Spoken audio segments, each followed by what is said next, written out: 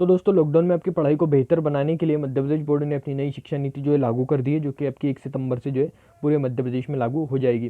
तो चलिए आज हम देखते हैं नई शिक्षा नीति है क्या और इससे हमें क्या फ़ायदे क्या नुकसान है और आपके जितने भी इस पर प्रश्न बनते हैं वो सब भी आज के इस वीडियो में हम डिस्कस करने वाले हैं। सबसे पहले हम देखते हैं नई शिक्षा नीति है क्या और ये किस प्रकार से ये कार्य करेगी। तो सबसे पहले दोस्तों नई शिक्षा नीति के अंतर्गत उन्होंने एक ऐप का निर्माण किया है जिसे ऐप का नाम है माशिम ऐप और एक वेबसाइट भी बनाई गई है masheemnic.in। ठीक है, अब इस पर क्या होगा, इस पर आपको पेपर मिलेगा। हर महीने में आपको 2 बार पेपर इस पर देना पड़ेगा अपने विषयों का। मतलब समझ के चलिए आप 5 विषय है आपको, तो 2 सप्ताह के भीतर आपको एक बार 5 विषय का पेपर देना पड़ेगा।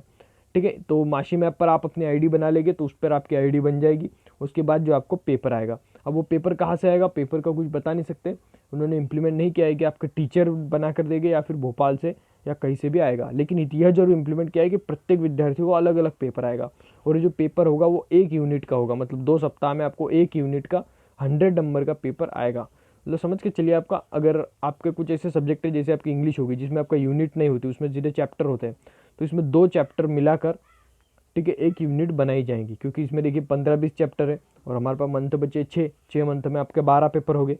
ठीक है, हर यूनिट पर पेपर होगा, लेकिन यहाँ पर चैप्टर 20 है तो इसलिए उसे थोड़ा कम कर दिया जाएगा। तो इसलिए 2 चैप्टर मिलाकर आपका एक पेपर बनेगा जो कि आपका 100 नंबर का होगा। और आप भी जानते हैं जब 2 चैप्टर में से 100 नंबर का पेपर निकलेगा जिसमें आपका 30 अंक के ऑब्जेक्टिव रहेंगे, 70 अंक का आपके क्वेश्चन आंसर्स रहेंगे, तो कितना कठिन पेपर निकलेगा। और उसे जो आपको मोबाइल पर ही भरना पड़ेगा। मतलब आप कॉफ़ी पेन पन्नों पर लिख देंगे, उसका जो है फ़ोटो क्लिक करके उसे अपने टीचर को सबमिट करना पड़ेगा। ठीक है, तो ये है नई शिक्षा नीति। उम्मीद करता हूँ आपको समझ में आए होंगे। तो चलिए हम जो इसके कुछ प्रश्न हैं विद्यार्थियों के, चलिए उस पर डिस्कस करते हैं। ठीक है दोस्तों, डिस्क्रिप्शन बॉक्स में मैं इस पेज के हमको लिंक दे दूंगा। ठीक है, यहाँ पर कहा गया है कि एमपी बोर्ड की न्यू एजुकेशन पॉलिसी जो है लागू हो गई है। अब इसे पढ़ते हैं हम सूचना कि भाई मध्य प्रदेश बोर्ड 9वीं 10वीं 11वीं 12वीं में पढ़ने वाले विद्यार्थियों को सूचित किया जाता है कि मध्य प्रदेश ने लॉकडाउन में पढ़ाई करने के लिए पढ़ाई को अच्छे स्तर पर पहुंचाने के लिए नई शिक्षा नीति में कुछ बदलाव किया है और इसे परीक्षा को 2 भागों में विभाजित किया गया है। सबसे पहली परीक्षा होगी आपकी आंतरिक परीक्षा, जो कि आपके स्कूल में आपकी ली जाएगी, जो कि आपके मोबाइल पर होगी और आपके स्कूल से कंडक्ट कराई जाएगी हर 2 सप्ताह के भीतर। ठीक है, हर 2 सप्ताह के भीतर आपको 5 विषय के पेपर देने पड़ेंगे अपने मोबाइल से और उसका असाइनमेंट फोटो क्लिक करके अपने टीचर को भेजना पड़ेगा या फिर उसके हार्ड कॉपी यानी जेरोक्स निकाल कर उसे जो अपने स्कूल में देना पड़ेगा। ठीक है, इसके कुछ नवीन बिंदु कुछ इस प्रकार से नियम समझ सकते हैं। देखिए इसके बिंदु देखिए आप कि 1 सितंबर से शिक्षण सत्र की ऑनलाइन शुरुआत हो जाएगी। ठीक है, 1 सितंबर से जो है लागू हो जाएगी। ठीक है, अब आगे देखते हैं। आगे है कि 6 महीने के अंदर आपका कोर्स खत्म करना होगा। मतलब देखिए दोस्तों 6 महीने की लिमिट दी गई है। मतलब आप अगर सितंबर से लागू हुई तो सितंबर, अक्टूबर, नवंबर, दिसंबर 4 मंथ हो गए। जनवरी, फरवरी और मार्च में आपके पेपर होना ही है। ठीक है, समझ के चलिए 6 महीने के अंदर आपका पूरा जितना भी आप 9वीं 10वीं 11वीं 12वीं में पढ़ते हो पूरा कोर्स 6 महीने के अंदर खत्म हो जाएगा। तो भाई पढ़ाई करना स्टार्ट कर दीजिए। अगला आपका 1 यूनिट के लिए 15 दिन का समय दिया गया है। मतलब 1 यूनिट मतलब आपकी जो एक इकाई होती है उसके लिए 15 दिनों का समय है कि भाई टीचर को 15 दिन के अंदर इसे समाप्त करवाना ही होगा। ठीक है, तो देखिए 15 दिन का समय दिया गया है निर्धारित और 15 दिन के अंदर हमें पढ़ना पड़ेगा। और दोस्तों इसे आसान नहीं है 15 दिन के अंदर 6 विषय की एक यूनिट कंप्लीट करना। ठीक है, चलिए कोई दिक्कत नहीं। अगला आपका कि पेपर सीधे छात्र के मोबाइल पर भेजा जाएगा। ये सबसे बड़ी बात है कि पेपर सीधा जो मोबाइल जो विद्यार्थी उसके मोबाइल पर उसके मैसेज के द्वारा, उसके ईमेल के द्वारा या फिर उसके व्हाट्सअप नंबर पे या फिर मोसिम ऐप पर भेजा जाएगा। ठीक है, अगला आपका कि छठवां बिंदु की पेपर जो है 100 अंक का होगा जिसमें से 30 ऑब्जेक्टिव, देखिए मैंने आपको पहले बता दिया था 10 प्रश्न 3 अंक के और 10 प्रश्न 4 अंक के होंगे।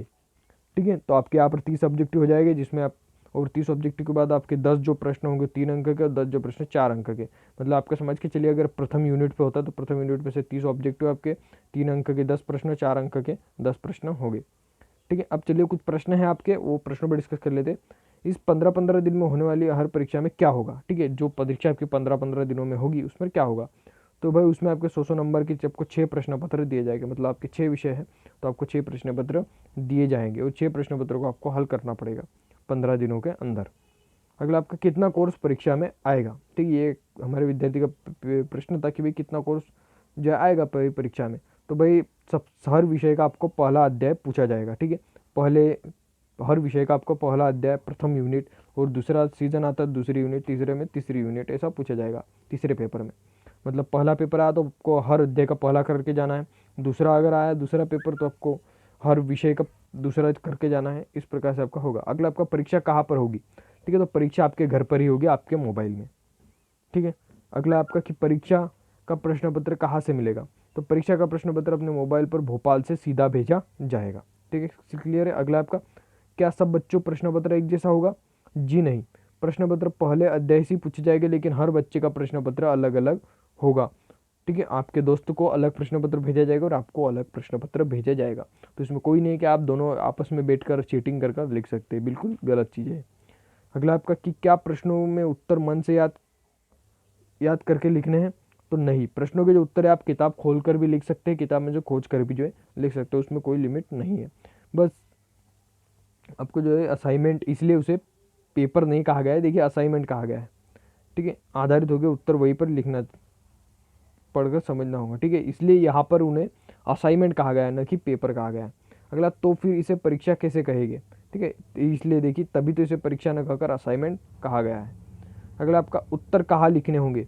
तो उत्तर हर विषय में 200 पेज की एक असाइनमेंट कॉपी बनानी होगी। मतलब समझ के चलिए आपको कॉपी कंप्लीट कराई जा रही है यहाँ पर, कि हर 15-15 दिन में आपको एक एक चैप्टर जो है कंप्लीट करना पड़ेगा हर सब्जेक्ट का। ये पेपर, ये असाइनमेंट है।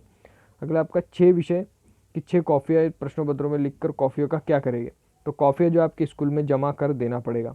और कॉपियों का कि स्कूल में क्या होगा, तो स्कूल में कॉपियों में से आपके अंक चढ़ाए जाएंगे पोर्टल पर, ठीक है, भोपाल पोर्टल पर। अगला आपका, किसी बच्चे के पास मोबाइल नहीं है तो उसको प्रश्न पत्र कैसे मिलेगा। हाँ भाई, ये भी एक पॉइंट है कि किसी के पास अगर मोबाइल नहीं है तो उसको प्रश्न पत्र कैसे मिलेगा।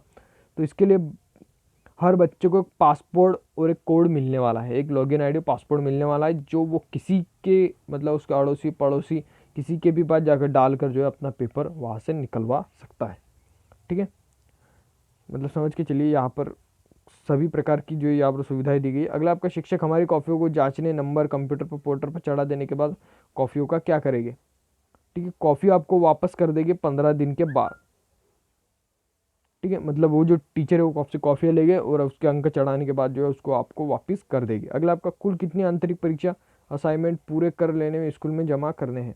तो कुल 12 परीक्षा असाइनमेंट पूरी करनी, मतलब आपको पूरे 12 जमा करने होंगे। 12 जमा करके रखिए, उसके बाद आपको स्कूल में उन्हें देना पड़ेगा, ठीक है। अगला आपका, कोई परीक्षा नहीं दी तो स्कूल असाइनमेंट जमा नहीं किया तो क्या होगा, ठीक है। मान लीजिए आपने परीक्षा भी नहीं दी और स्कूल असाइनमेंट जमा नहीं किया तो आपका क्या होगा।